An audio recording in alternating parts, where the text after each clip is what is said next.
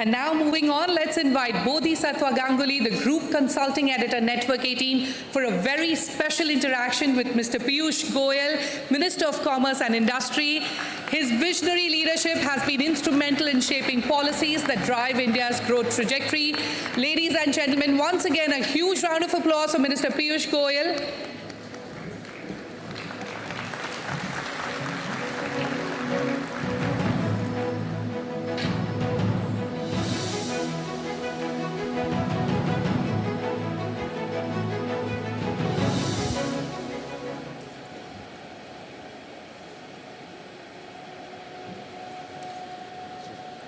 So thank you, Minister. Thank you for gracing the occasion, the 25th anniversary of CNBC. As Shireen mentioned, we are in an election season, so thank you for taking time out from your campaigning schedule. So let me ask you a topical question. We can come to another election maybe a few questions later. But firstly, how are the elections in Maharashtra looking here? Outstanding. I've just returned yesterday after a tour of Marathwada and Western Maharashtra.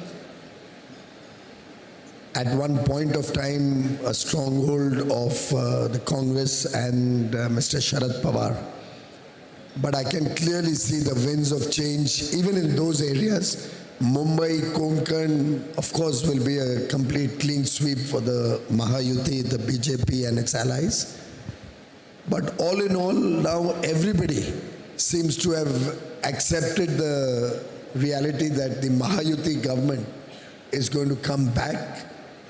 The people of India do want to see a government aligned with Prime Minister Narendra Modi's vision to make India a developed nation by 2047.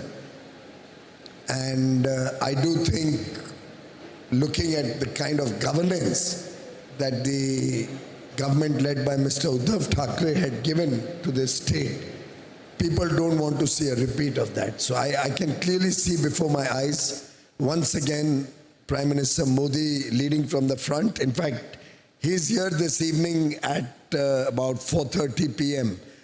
at Shivaji Park.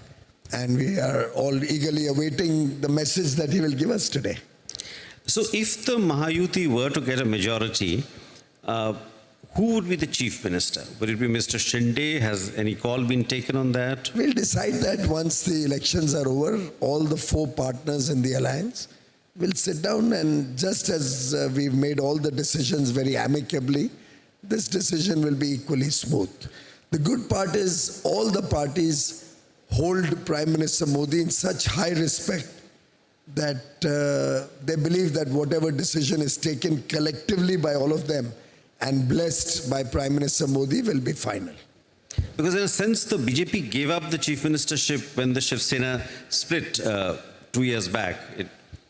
I don't agree entirely with that. I think it's not a question of giving up chief ministership or accepting it or demanding it. It's always a consensus that you draw up amongst friends. It has happened in the past. For example, in Bihar, we had many more seats, many more legislators than the JDU. But we still chose to agree to have Mr. Nitish Kumar as the chief minister. So similarly in Maharashtra, we thought that Eknath Shinde ji should lead the state the second time around when we came in after 2022. And I think he's done an absolutely fabulous job. So one of the features of the Maharashtra elections is obviously the ladki-behan scheme, which is supposed to be a game changer. But there is also, a debate on the culture of reveries and freebies, and both groups, opposition parties, you often blame the Congress and the kind of, what you call excessive welfare in Himachal and Karnataka. Why is this scheme any different? First of all, I'll just correct your choice of words. It's not supposed to be a game changer, it is a game changer. And almost every feedback that we are getting seems to suggest that women across the state of Maharashtra, and nearly 25 million women have already received 5 installments of 1,500 rupees each. That's about 7,500 rupees. We plan to increase that to 2,100 per month. So effectively in the next 5 years, every woman in that age group would be receiving nearly 1.25 lakh rupees. In terms of why we believe the scheme is good for the state of Maharashtra and for our women, I'd like to clarify that Maharashtra being a prosperous state and having a good balance sheet, a good budget surplus, a good situation within our fiscal deficit available to be able to fund such a scheme was carefully considered before we launched the scheme. What we have seen happen in Himachal, where even salaries got delayed, forget implementing the promises that they made. What we've seen in Karnataka or Telangana, where huge promises or guarantees were given, and the people were told, khata khat fatafat, you'll be getting all of these things.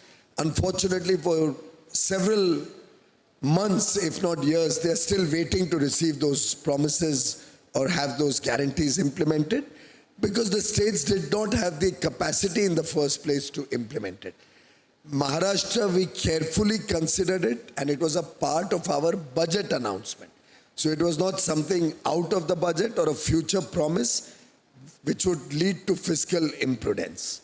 Second, all of us in this room from the business world know that a twin track approach, on the one hand, deep investments in infrastructure, promoting industry, promoting business, has been the credo of the Modi government.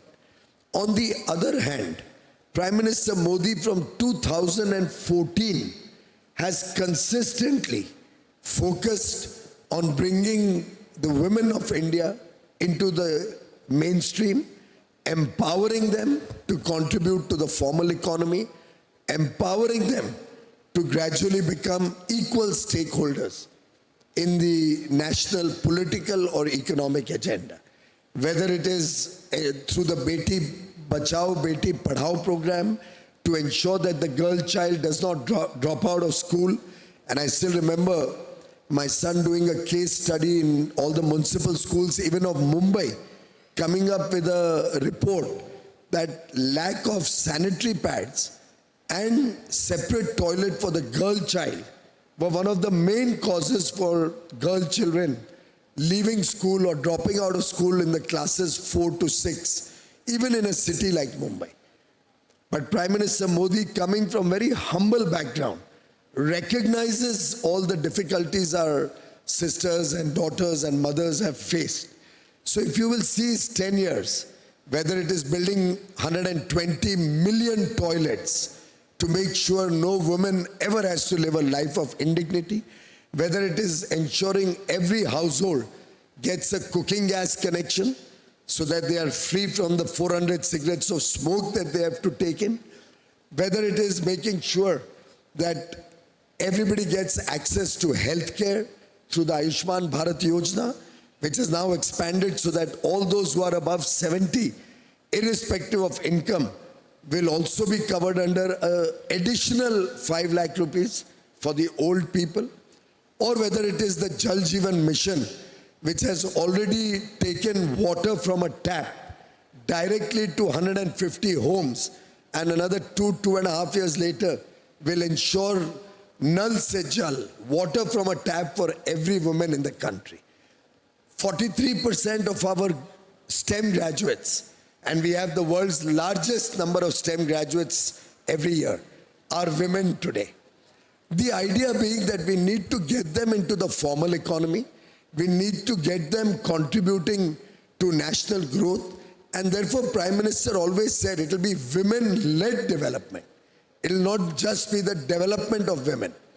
In the political arena, we've ensured that 33% of our members of parliament in the Lok Sabha and all the state assemblies will be women once the census and delimitation exercise is done.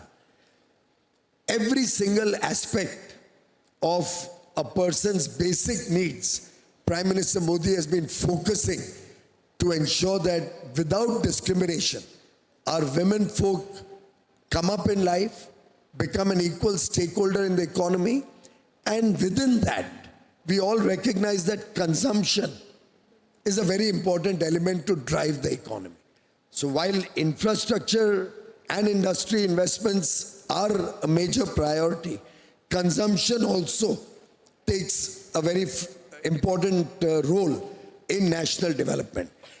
2019, we had come up with a scheme to support our farmers, and nearly 120 or 140 million farming families were given a monthly support, so that in the time of an emergency or in the critical times, they have some comfort of money in their pocket.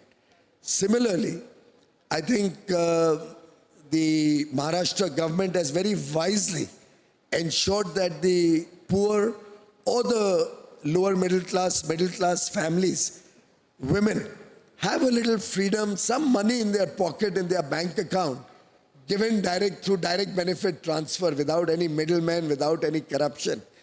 And that gives them the ability, the self-confidence to be independent, to be able to take care of their own, and not to be always stressed out if they want to pay the fees of their children or buy some books for their children, or in Diwali or Dasara or Dhanteras or Christmas or the New Year want to buy some new clothes for themselves, for their children, for their family. These small requirements can be taken care of by them. Similarly, yesterday in Pune, I met one financial market influencer. I think her name was Miss Reshma, chartered accountant called Miss Reshma, who I'm told is guiding all the women who get this ladki-behan monthly honorarium or support to invest that money wisely through an SIP, through an insurance product, through a savings product. So I think there are several aspects to this which can help transform the lives of our sisters from Maharashtra. And I compliment the Maharashtra government for the very, very timely intervention to support our women. So I'll just pick up on some of the themes that you mentioned. So you talked about consumption, perhaps the need to support consumption. So the Indian economy seems to be going through a bit of a soft patch right now. I mean, inflation is above 6%, markets have fallen, some of the recent data has not been so good. So are there any measures the government is looking at to boost consumption? Are you looking at cutting some tariffs, for example, to, so that it doesn't feed through to inflation, or any other measure? Bodhi, first of all, I think everybody in this room will at least recognize and appreciate that to pick up on what Ms. Bhan just said, audacity of ambition, audacity of hope, this government hasn't ever fallen short of audacity of action. And we have always been at the forefront of acting on every single agenda that can help this economy, that can help the country and the people of India. As far as the inflation goes, the kind of synchronized action that both on the monetary policy front and fiscal policy front, government and the Reserve Bank, and you'll hear it from Shakti Kanji when he comes, have been, for the last 5 or 6 years, been very, very actively intervening, has helped India remain one of the best performing economies in the world in terms of inflation management. In fact, if I'm sure CNBC TV 18 with its glorious research team must be doing the data analytics, the inflation under the Modi government for the last 10 years, average inflation has been the lowest India has seen since independence. In fact, when the Monetary Policy Committee came out with their recommendations last time around, they had predicted this month, the last number, to be a spike in inflation. It is not something which is rocket science. I see all the top honchos of the stock market here. They could have told CNBC TV 18 the same thing if you had asked them. It was not any surprise. But at the same time, we all recognize that we're going to see that falling again by December or January. We have all, I think we are all smart enough to know what's happening, what the base effect is, what are the factors, what was the festival demand. Similarly, in terms of softening of demand, I have 2 points to make. One, I think it's time that industry also and businesses also look at consumer choices and consumer demand for more attractive pricing. And I was just looking at the numbers of a company, an automobile company which just went public. The same would probably go for most of the automobile companies of significance. I was seeing an EBITDA of more than 21%. I was seeing a PAT possibly of 9 or 10% on their balance sheet. I was seeing that they have invested $200 million 25 years ago. But in the last 10 years alone, I didn't have the time to research all 25 years data. Maybe Rahul, your team can help me with that, with a complete analysis. But in the last 10 years alone, on an investment of $200 million, they have already remitted dividend and royalties of upward of 12 or 13 billion dollars in 10 years. They are sitting on a market cap of which their own holding is still about $15 billion. And I still don't have data of how much they are supporting their own suppliers, international suppliers, maybe their subsidiaries or other companies. And aggregate returns on their investment, I think anybody in this room, if you calculate, it's phenomenal. It's been staggering. Staggering. And they have a huge demand in India. There's a huge competitive edge manufacturing in India gives you. So I think if smart business people start offering better pricing, better value for money, I'm sure the market will give them a boost.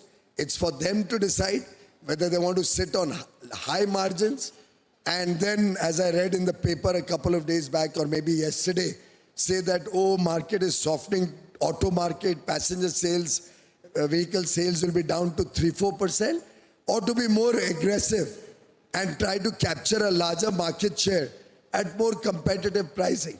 I personally am one of those who believes that economies of scale, that the huge demand that 140 crore Indians provide, the demand of 1.4 billion aspirational young India, the demand that our growing economy, our growing income levels offers is unmatched. And the affordability, the competitive edge that this economy of scale gives you will help you not only meet India's need, but also international demand. So choices of businesses, if Rohit Java or all the other big businesses who are sitting here, I don't know who else is there that I can see, Subrakant, I see a lot of friends here.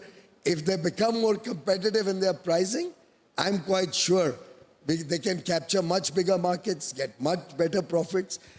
At least we in government don't work on a quarter tak philosophy that was just now articulated. I think it's time investors also looked at the long term and not panic on every quarter. So I'm sure they'll be paying close attention. So you're saying basically cut prices. That's what you're telling FMCG companies, I'm auto not companies. suggesting anything. I just stated a matter of fact. Choices of the businesses, whatever they want to do. Should the RBI, since you're saying, obviously everyone knows the inflation was anticipated, that it'll be bad. Should they cut interest rates in December? Or I certainly believe they should cut interest rates. Growth needs a further impetus. We are the fastest growing economy in the world. We can do even better. And frankly, the largest component of inflation is food inflation. I think the chief economic advisor had also assessed the whole situation. And this is not something I say today. If you look back at the archives, some of the friends here may have heard me talk, even when I was in the opposition, before I came into government. I had been consistently saying, that we have a senior RBI governor sitting here, maybe he can throw more light on it. But I think it's an absolutely flawed theory that food inflation should be considered while deciding on the interest rate structure. Food inflation has nothing whatsoever to do with managing inflation. That's a demand-supply situation. That's not something that is being hoarded or stocked in large numbers. I've seen the data of stocking or stockpiling of food products. As Consumer Affairs Minister, we used to monitor that month on month. And I think it's time that the policymakers and regulators seriously sat down, discussed with all stakeholders, discussed with economists even beyond their own, and we came to a considered view whether food inflation should at all be a part of the decision making for inflation or interest rates. So I'm sure Dr. Ragarajan and indeed the governor will weigh in later. So do you think he should go big like the... This is my opinion. I don't speak for the government. You asked me my opinion. So I'm not necessarily speaking for the government. I'm quoting from the CA's report and I'm stating on record, this has been my considered view for the last 20 years at least. So 50 basis points or 25 basis points? I'm not Nostradamus, nor am I an astrologer. No, but what do you think they should do? Well, they are wise men. I leave it to their judgment. Okay. It's signaling also. Very often it's signaling. Very often it's the intent. Very often it's the confidence you give to the market. So you also alluded to, I mean, you didn't directly, but on this private capex not picking up. So I didn't allude. Don't put words in my mouth, sir. No, you didn't. I never said. Did I ever say that? You were. I think private capex is picking up massively. Right. Every industrialist I meet, every foreign investor I meet, they talk of massive plans in India, massive growth in their industry investments, massive growth in looking at infrastructure assets. So pardon me, the private sector is very bullish on India. I think we need to see some more bullishness amongst the journalists. Among the media, yeah. Point well taken. We'll keep that in mind. Okay, so let me change gears somewhat to another election, another consequential election which happened earlier this month. So, President Trump, Prime Minister Modi do share a common, perhaps a worldview to some extent. They get along well at a personal level. What are the changes do you see in this all-important India-US economic relation going forward? I know he's not yet in office. There is, whether he'll impose 10%, 20% tariffs or 60% on China remains to be seen. But how do you see this playing out? Well, I think we have all seen how the Prime Minister over the last 10 years has made every Indian proud of being an India, and every Indian across the world today is received with respect, is received with dignity, something which we didn't see 10 years ago. And that is because Prime Minister Modi and the Indian government has never interfered in the affairs of any foreign country or the politics of any foreign country. Governments are chosen by the people of the land. We worked with the Obama administration. We worked with the Trump administration. We worked with the Biden administration. And we will now work with the Trump administration again. And our relation with the US has only got better and better with every passing day. Mr. Trump is on record to say that Prime Minister Modi is a wonderful person. Prime Minister Modi is a dear friend, a great friend. And I'm sure that we will do very well going forward. We've heard President Biden say India-US relation is the most consequential relationship of this century. I think Prime Minister Modi has earned the trust not only of politicians and governments across the world, but of the business community and the people of the world, because he works with a clean and honest intention. He says what he does. He advocates peace in the world. He advocates greater dialogue and diplomacy so that we don't have conflict around the world. And therefore today, he has not only been the most popular leader consistently for the last 10 years in India and across the world, as the Pew report shows us week on week. He has not only been the most popular in the world, but he's the most trusted leader in the entire world today. I'm being asked to wind up, but I'll ask you a couple of questions. It's about Elon Musk, as you may have anticipated. So the first one is not the usual. He has been, he and Vivek Ramaswamy are heading this commission, DOGE or DOG, the commission. to improve the efficiency of the US government. Does India need something similar? Well, I think it's a good idea that Mr. Trump has initiated, and I compliment him for that. I hope they come up with good results, or at least better than the results we saw last time they had made that effort. We in India have been very successful in improving the efficiency of the government. We have a capacity building commission which trains all bureaucrats. We have brought in a number of efficiency elements. For example, all files are digitalized, all paperwork is reduced, public interface is through video conferencing. So government in India in the last 10 years has used technology to bring in efficiency in a big way. And I think going forward, we in India will continue to persevere. But it's a two-way sword. For example, it's not that you cut down people everywhere. In the Trademark and Patents Office, which comes under me, the amount of work in India, thanks to the thrust on innovation and R&D that we have been giving, has increased so much that we are actually hiring 1,000 more people. But how does that impact us? Before we have hired them also, in the last 10 years, the number of patents we have granted have increased from 6,000 in 2014 to 100,000 in 2024. Look at the pace of growth, and that's before the new people have come in. Once we have 1,000 more, we are already coming up with the Anusandhan NRF, National Research Foundation, to support public-private academia partnership in research and development. We are trying to encourage private sector to invest more in technology, in research, in innovation. And therefore, I believe that the Patents Office will need to continue to grow and bring more efficiency. So you have to assess item by item, department by department, what is important, what is good to be done. What about the much talked about plans of Elon Musk to invest in India? The trail seems to have gone cold some months back. Is something happening there? Well, that's a choice that Mr. Elon Musk will have to make. We will be very happy to welcome all the companies from across the world to come and invest in India, to make electric vehicles in India. This government over the last 10 years has consistently focused on sustainability.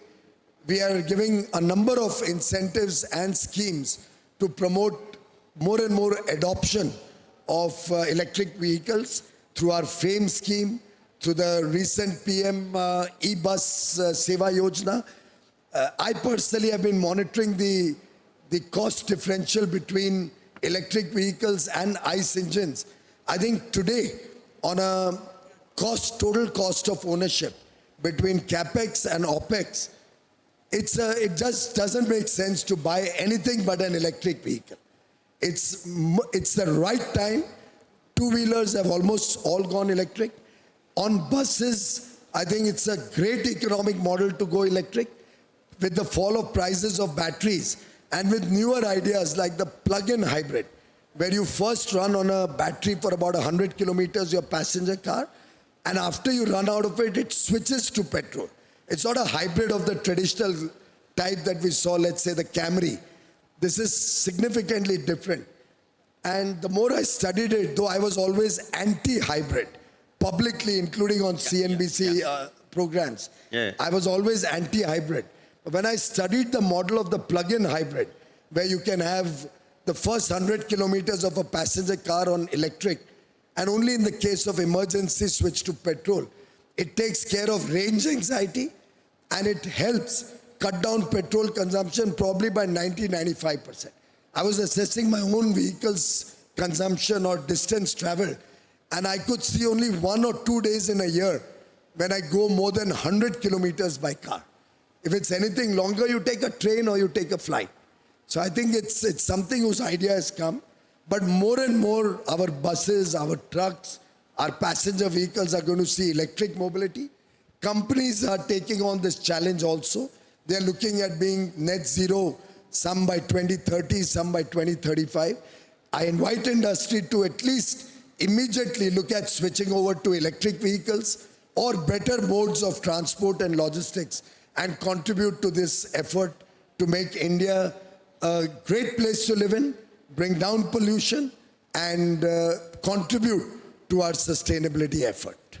So, Minister, what the US does have a huge signaling effect in for the rest of the world. Still, the Inflation Reduction Act is likely to be substantially rolled back once President Trump assumes office, including the emphasis on electrification on that. But we are not going to change. We are going to go all in for electric as we...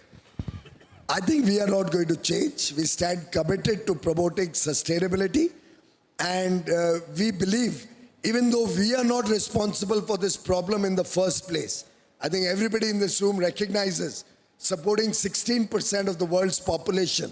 Our contribution to the mess up there is less than probably 3 or 4%. So we are not responsible. But Prime Minister Modi, who played an important role to make COP21 a success, to bring the Paris Agreement to fruition, stands committed as the leader of the Global South to be a part of the solution, even though we are not the problem in the first place. Thank you so much. Thank you so much. Thank you.